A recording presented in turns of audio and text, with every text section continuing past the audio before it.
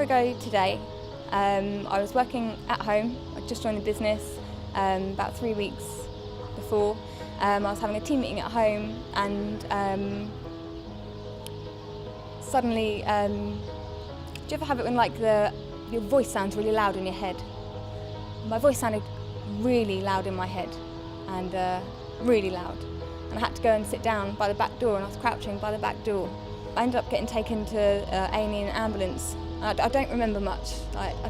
It's quite blurry. And eventually, after a few months of tests,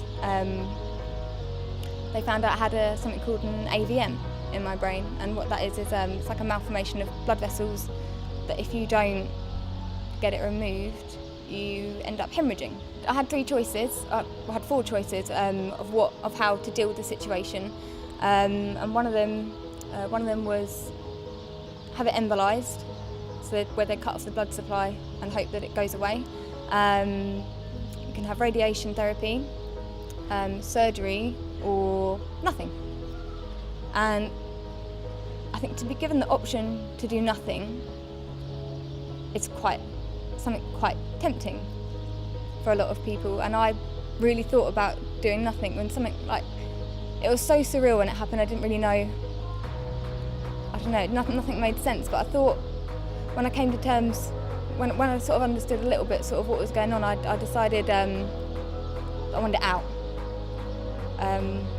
Radiation therapy can take 5 years to work. Embolisation wouldn't work for me because what I had was big. So I decided to get it removed, and they set the date quite far in advance because it wasn't urgent, and I had 8 months that I had to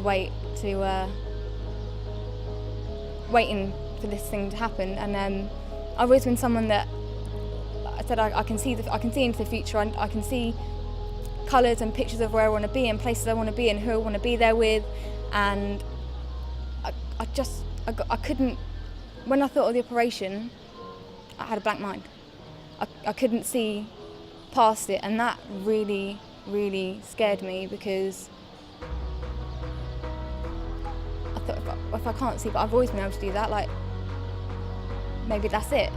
And I didn't tell anyone about what's happening for 5 months apart from my family, because they were already there. And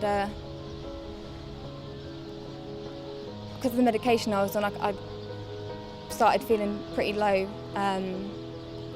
about it, and I got to a point where I started really struggling, because I felt like I was kind of waiting to die. I got to a point where I was planning my funeral. I'd written letters to everyone.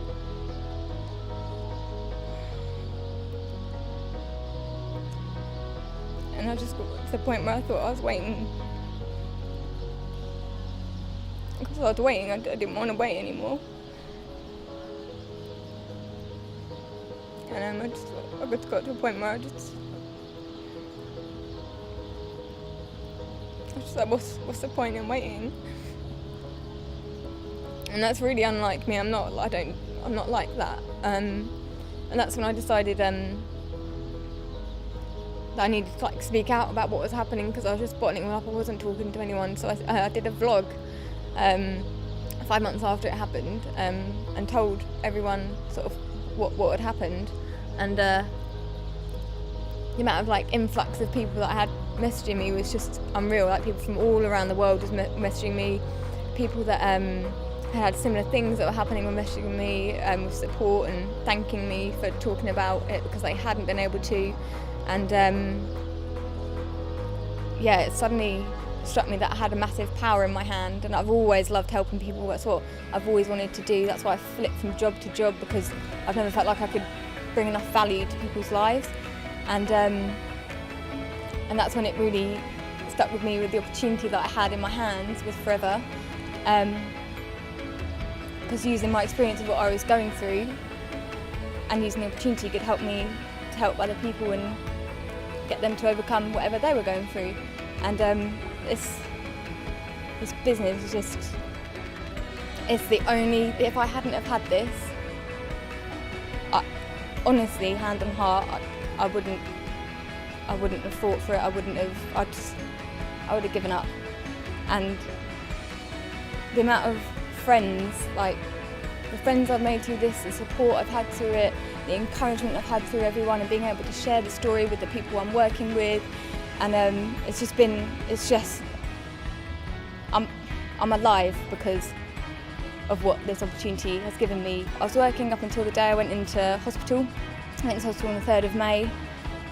The 3rd of May was the scariest night of my life. Like, just think, oh, tomorrow it's either, like they say, fly or die. I went into went down for the operation, and I woke up. And I couldn't tell when I woke up what if I was alive. Like, I wasn't sure where I was.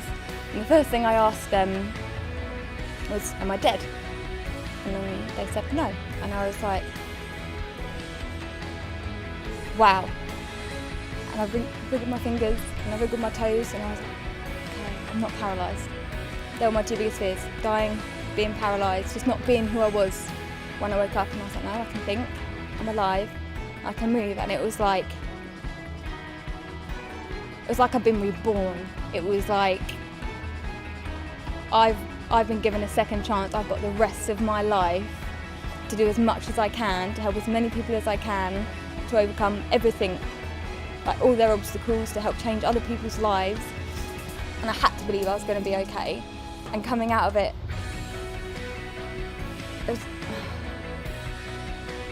that is what made me recover, because I had to recover. Because I had people under my wing, I had people that I felt responsible for, lives that I was going to change, and I had to get better. I didn't have any time to be sick. So I recovered really, really quickly. And it's just given me the biggest kick ever to be able to think, I'm alive, what have I got to lose? You could die tomorrow. Are you happy with where your life is? Are you doing what you want to do? Are you contributing what you want to contribute? No matter what you are faced with in life, no matter what happens, no matter what you go through, it's always looking at the good and what you can learn from an experience, and what you can take from it, and what you can teach from it and help other people with. So it's taking the good from every situation that you can ever go through. And just learning from it rather than letting it beat you down.